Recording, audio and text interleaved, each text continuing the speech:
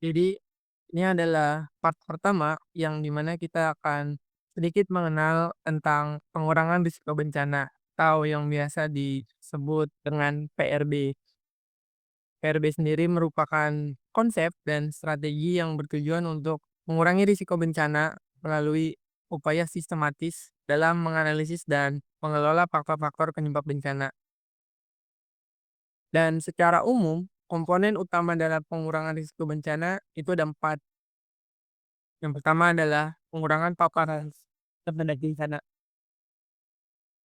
Artinya, PRB berupaya meminimalkan dampak dari bahaya yang bersumber dari alam atau buatan manusia dengan mengurangi paparan masyarakat terhadap bahaya tersebut.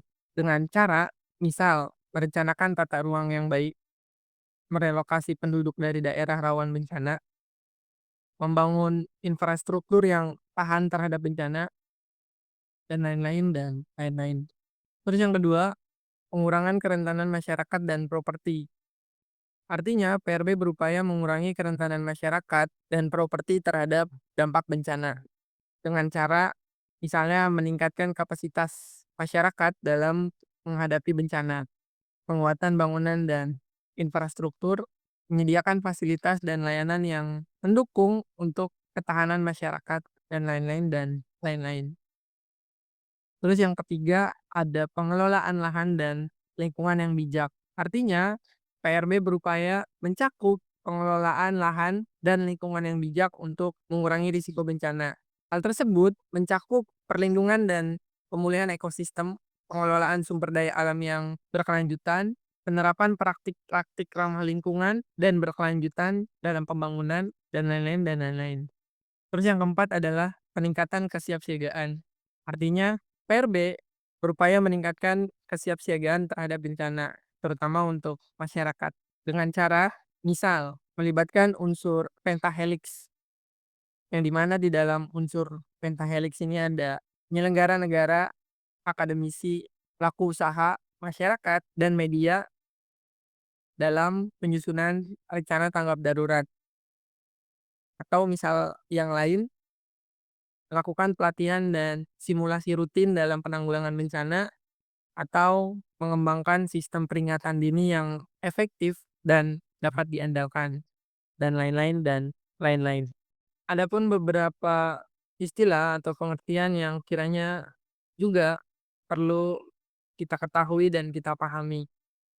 Kalau merujuk pada Undang-Undang Republik Indonesia Nomor 24 Tahun 2007 tentang penanggulangan bencana, penanggulangan bencana sendiri didefinisikan sebagai serangkaian upaya yang meliputi penetapan kebijakan dalam pembangunan yang berisiko menimbulkan bencana, kegiatan pencegahan bencana, aktivitas tanggap darurat, dan kegiatan rehabilitasi.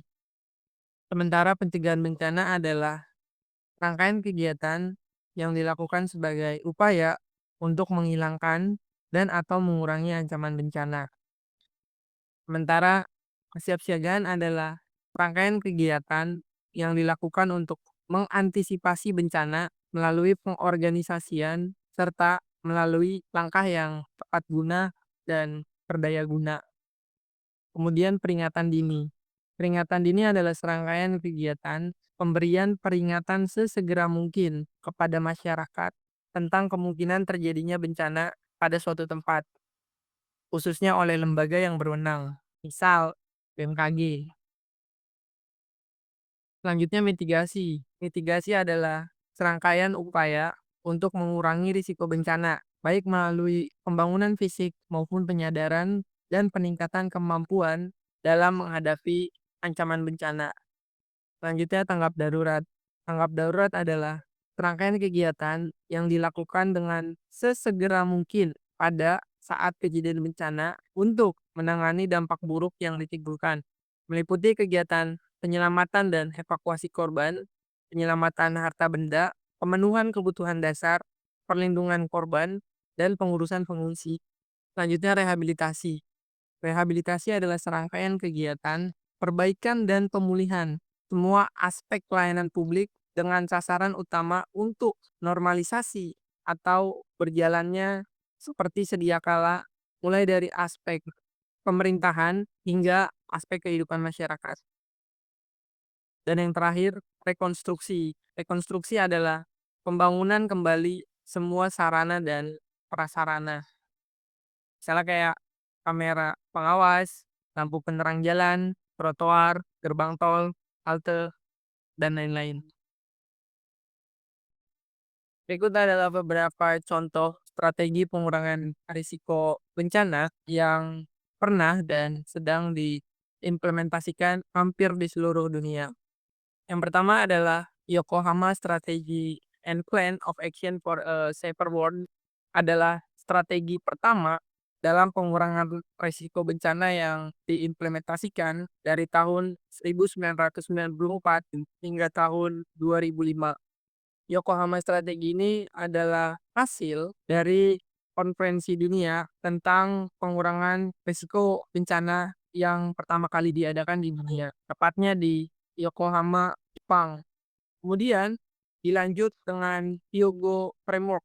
Ini adalah strategi yang juga lahir di konferensi dunia tentang pengurangan risiko bencana yang kedua. Kemudian strategi pengurangan risiko bencana yang ketiga itu sebenarnya ada Perjanjian Paris atau mungkin lebih dikenal dengan COP21. Hanya saja ini lebih spesifik di isu perubahan iklim. Dan selanjutnya adalah SDGs, yang mana ini masih berlaku sampai hari ini dan 5 tahun ke depan, atau tepatnya pada tahun 2030. Dan kemudian strategi selanjutnya adalah kerangka Sendai. Kerangka Sendai adalah salah satu strategi yang juga dilahirkan melalui konferensi dunia tentang pengurangan risiko bencana yang diselenggarakan di Jepang. Kerangka ini masih berlaku dan diimplementasikan hampir di lebih dari 193 negara. Kemudian skala nasional, kita punya strategi pengurangan risiko bencana yang mana strategi itu diatur dalam Perpres nomor 87 tahun 2020 tentang Rencana Induk Penanggulangan Bencana tahun 2020 hingga 2044. Selain itu, kita juga secara nasional punya Peraturan Badan Nasional Penanggulangan Bencana Republik Indonesia Nomor 1 Tahun 2025 tentang Rencana Nasional Penanggulangan Bencana tahun 2025 hingga 2029. Peraturan ini juga dikenal sebagai Renas PB atau Rencana Nasional Penanggulangan Bencana. Cuman kita nggak akan ngebahas semua strategi ini, kita bakal coba review SDGs dan kerangka Sendai, Perpres nomor 87 beserta Renas PB. Oke teman-teman, kita coba masuk ke dalam strategi pengurangan risiko bencana yang ada secara global maupun nasional. Dan kita ketahui bersama bahwasanya SDG sendiri merupakan program pembangunan berkelanjutan yang disusun dan disepakati secara global pada tahun 2015 melalui Sidang Umum PBB. SDG sendiri terdiri dari 17 tujuan dengan 169 target yang diharapkan dapat dicapai pada tahun 2030. Di Indonesia sendiri, SDGs diterapkan dan tertera pada Perpres nomor 59 tahun 2017, kemudian diperbaharui melalui Perpres nomor 111 tahun 2022. Selain Perpres, kita juga sebenarnya punya peta jalan SDGs Indonesia menuju 2030, rencana aksi nasional, dan rencana aksi daerah. Peta jalan SDGs, rencana aksi nasional, dan rencana aksi daerah itu tidak bisa terlepas dari Perpres nomor 111 tahun 2022. Begitupun sebaliknya. Jadi mereka adalah satu kesatuan yang saling berkaitan. Kemudian, melalui Perpres nomor 111 tahun 2022, pemerintah Indonesia telah mengadopsi tujuan-tujuan SDGs sebagai salah satu rujukan dalam menentukan arah dan sasaran pembangunan nasional sampai tahun 2030. Dan dalam konteks penanggulangan bencana, Indonesia itu mengadopsi 10 tujuan dan 12 indikator. 10 tujuan itu adalah tanpa kemiskinan, dan yang kedua tanpa kelaparan, yang ketiga kehidupan sehat dan sejahtera, kemudian yang keempat pendidikan berkualitas, yang kelima air bersih dan sanitasi layak, yang keenam industri inovasi dan infrastruktur, dan yang ketujuh kota dan pemukiman berkelanjutan, yang kedelapan penanganan perubahan iklim, yang kesembilan ekosistem lautan, dan yang kesepuluh adalah ekosistem daratan. Dan di dalam Perpres nomor 111 tahun 2022 itu juga dijelasin bagaimana cara penyelenggara berkoordinasi dalam pengimplementasian atau perencanaan dari tujuan-tujuan SDGs tadi.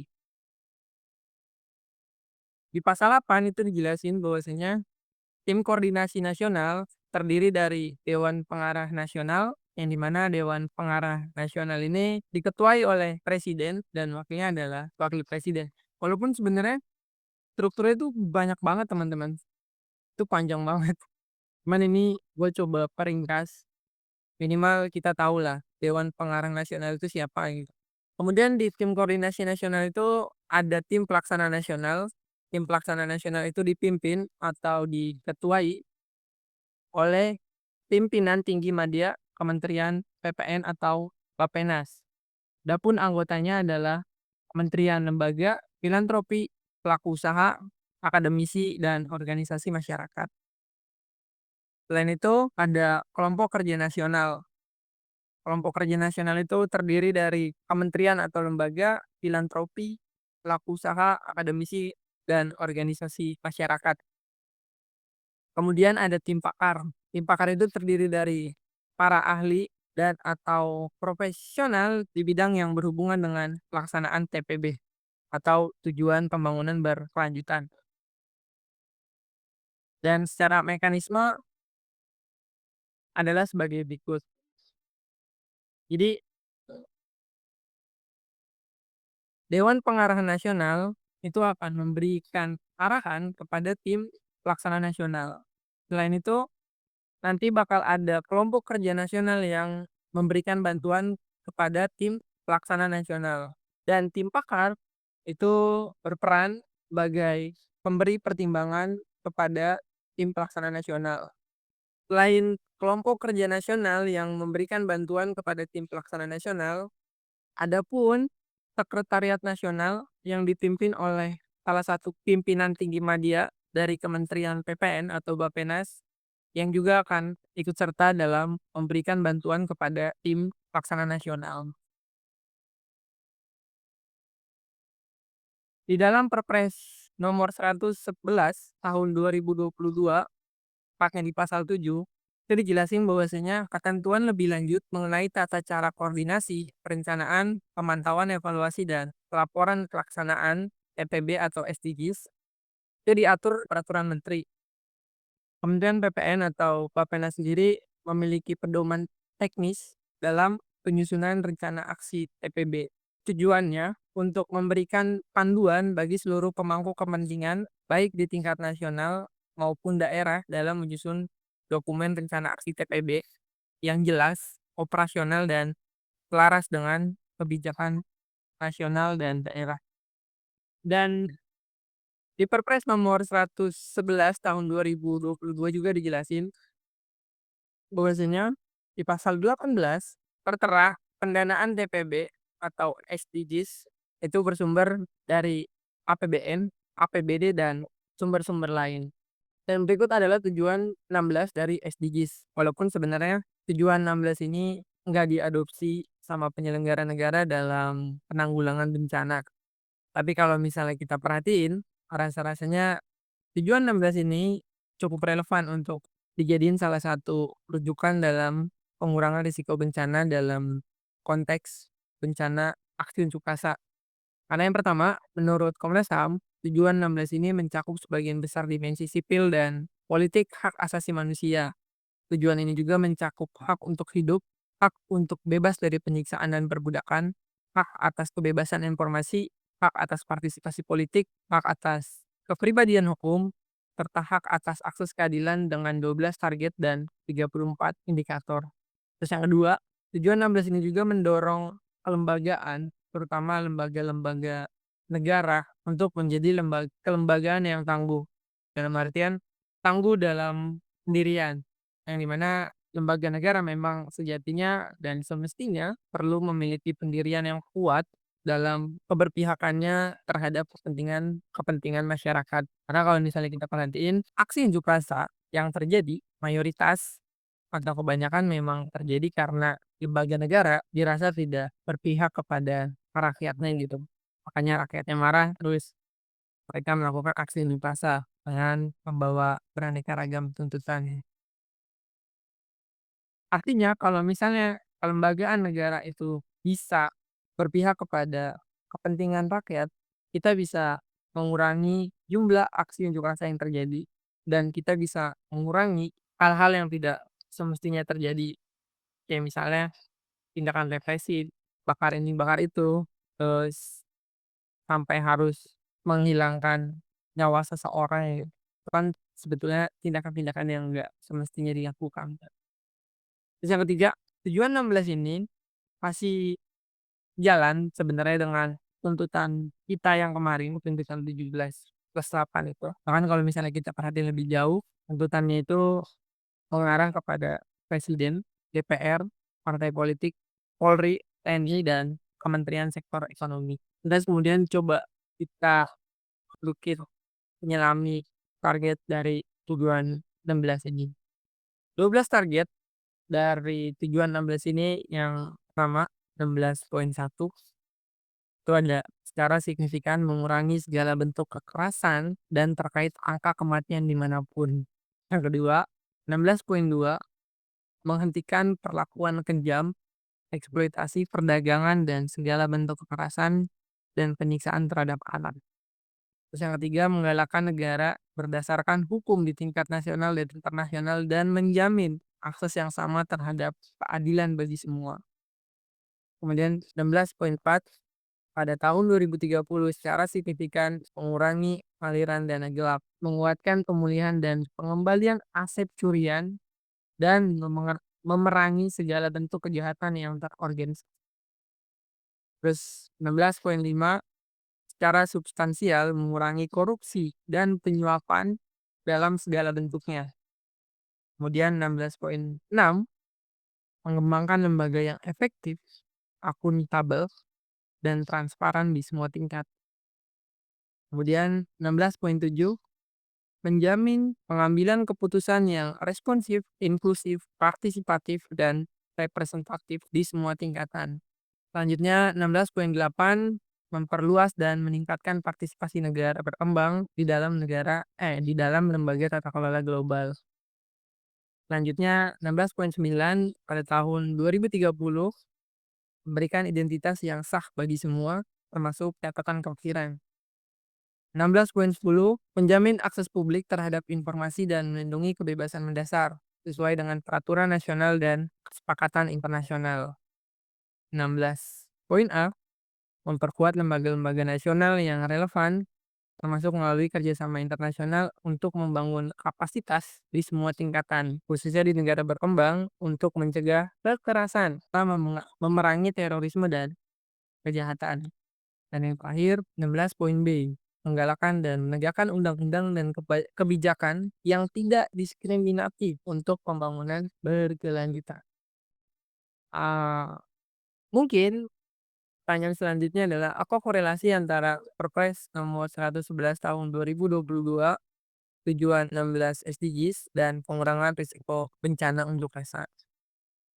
Jadi yang pertama adalah di Perpres nomor 111 tahun 2022 tadi udah dijelasin bahwasanya pemerintah Indonesia telah mengadopsi SDGs sebagai salah satu rujukan dalam menentukan arah dan sasaran pembangunan nasional sampai tahun 2030.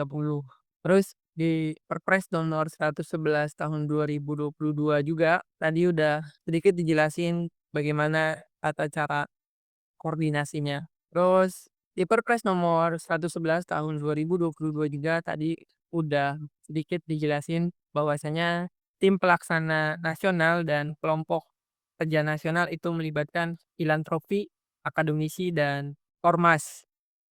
Artinya kita sebagai warga sipil juga bisa ikut serta dalam pengambilan keputusan. Ya entah itu lewat jalur filantropi, akademisi, atau ormas.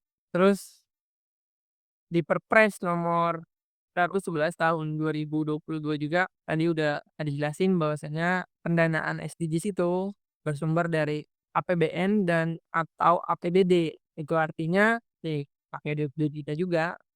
Makanya sebenarnya kita punya hak untuk ikut serta lah.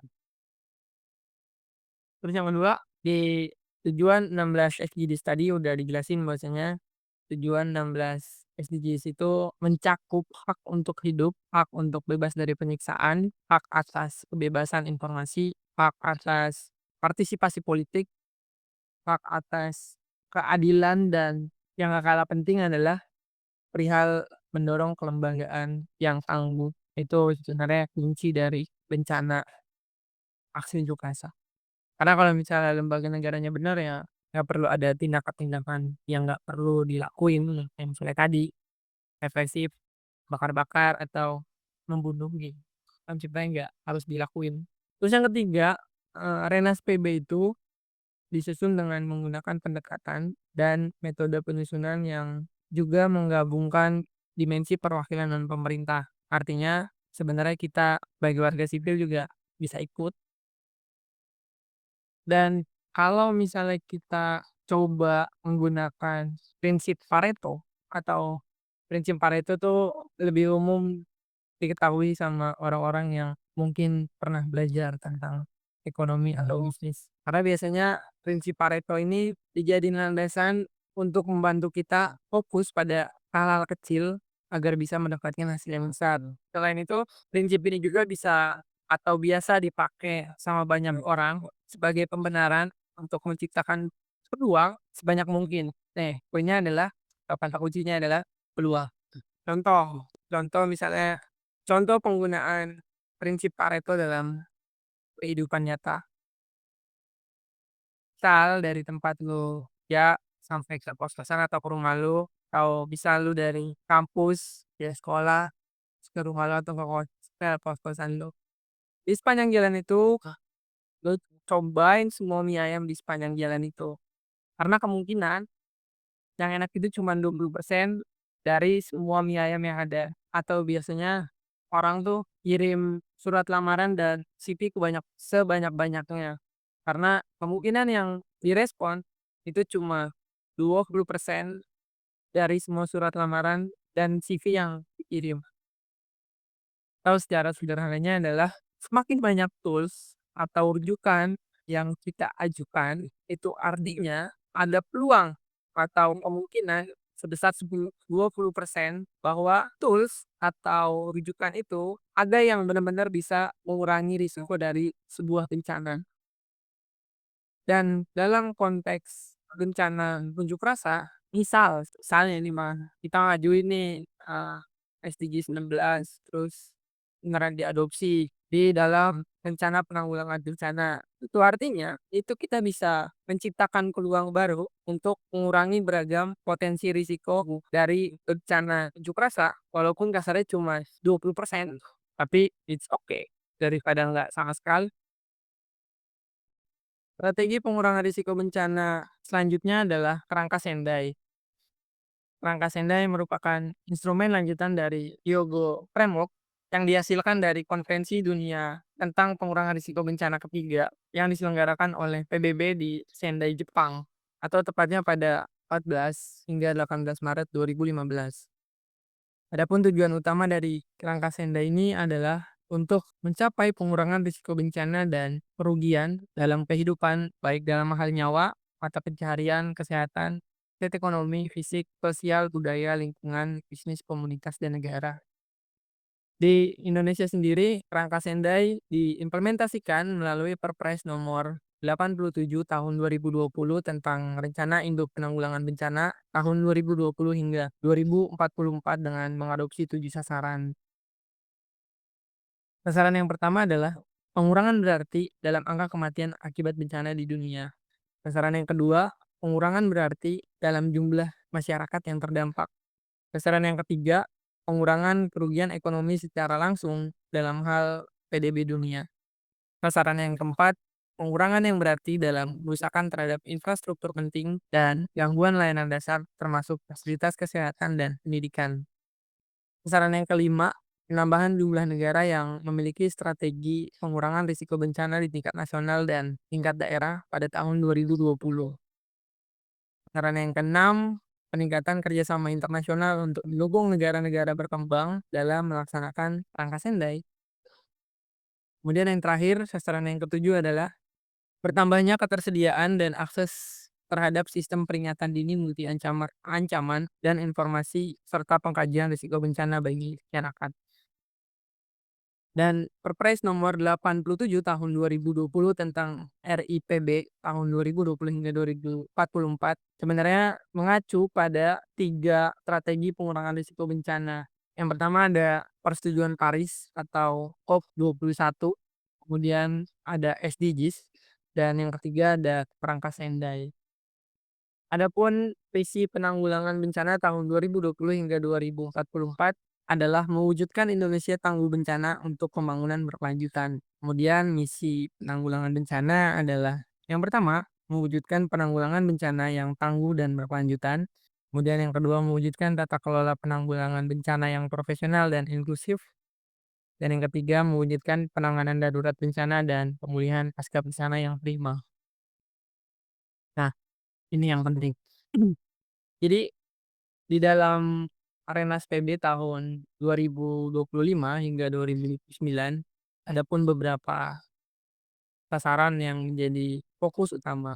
Yang pertama itu ada terwujudnya peraturan perundang-undangan yang harmonis di bidang penanggulangan bencana, terwujudnya kemandirian teknologi dan industrialisasi kebencanaan, terwujudnya kemudahan akses layanan peringatan dini terpadu multi ancaman, terwujudnya investasi yang memadai dalam pengurangan risiko bencana untuk ketangguhan, terwujudnya tata kelola bencana yang sinergis antara pusat dan daerah, terwujudnya pemahaman risiko bencana, bentang alam dan adaptasi perubahan iklim serta ketahanan sosial dan ketahanan kesehatan masyarakat. Kemudian terwujudnya penanganan darurat bencana secara cepat, efektif dan terkoordinasi. Selanjutnya terwujudnya penataan ruang dan pemukiman serta perencanaan perkotaan yang terpadu terhadap tahanan bencana dan adaptasi perubahan iklim, serta ketahanan sosial dan ketahanan kesehatan masyarakat. Kemudian terwujudnya perlindungan ekosistem laut dan pesisir yang berisiko bencana.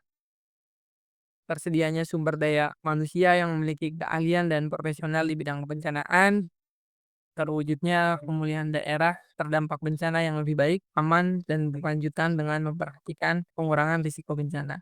Dan yang terakhir, terwujudnya infrastruktur yang berkualitas, andal, serta berkelanjutan dan tangguh bencana.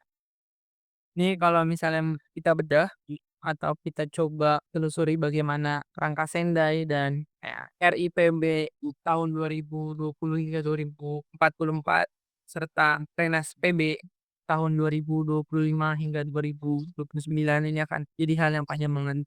Mungkin kita akan bahas di sesi yang lain karena akan panjang banget kalau kita bedah semuanya. Dan beberapa dokumen penting sebagai pengantar tuh bisa teman-teman akses di s.id/bencana unjuk rasa. Jadi gue udah kumpulin beberapa dokumen yang menunjang atau menjadi landasan dasar dari informasi kali ini. Dan yang kita ketahui bersama melalui siaran pers YLBHI pada 2 September 2025 kemarin, setidaknya dinyatakan bahwa 1042 masa aksi dilarikan ke rumah sakit. Korban meninggal sebanyak 10 orang dan yang terbaru ada 3 orang yang dinyatakan hilang atau belum ditemukan. Selain itu, Jakarta mengalami total kerugian lebih dari 55 miliar akibat sejumlah kerusakan infrastruktur termasuk halte, gerbang tol, hingga kamera pengawas. Selain itu, Celios atau Center of Economic and Law Studies memperkirakan kerugian yang ditimbulkan aksi demonstrasi yang berlangsung sekitar 3 hari dari tanggal 28 hingga 30 Agustus 2025 mencapai sekitar 8 triliun. Dan kerugian ini cuma dari sisi perputaran uang yang harusnya terjadi di Jakarta. Tapi kalau dikalkulasi sama daerah lain, potensi kerugiannya bisa lebih besar. Ini belum termasuk kita ngebahas buruknya kinerja dan perilaku penyelenggara negara, ketimpangan sosial dan ekonomi, isu etnis dan agama, politik identitas, sengketa atas tanah dan sumber daya alam, dan lain-lain dan lain-lain. Banyak banget. Pertanyaan selanjutnya adalah, apa jadinya kalau kejadian seperti kemarin itu terulang lagi? Bagaimana cara kita mempersiapkan diri dengan keadaan seperti itu gitu? Oh, pertanyaan yang lain, bagaimana cara kita bisa mendeteksi tanda-tanda awal dari adanya potensi bencana unjuk rasa dan memberikan informasi tersebut kepada orang-orang terdekat atau masyarakat luas secara cepat dan tepat? Atau pertanyaan yang paling basic adalah, apa yang harus kita lakukan? Mungkin teman-teman bisa pertanyakan mulai dari pribadi masing-masing atau mungkin bisa pertanyaannya dilempar lagi ke tongkrongan teman-teman. Jadi kurang lebih part yang pertama itu teman-teman, kurang lebihnya mohon maaf karena ini dibangun secara mendadak. Nanti teman-teman bisa baca beberapa dokumen yang lebih rinci lagi. Gue udah siapin tadi di s.id/bencana unjuk rasa. Dan nanti di part kedua kita akan coba mengkaji risiko bencana secara partisipatif.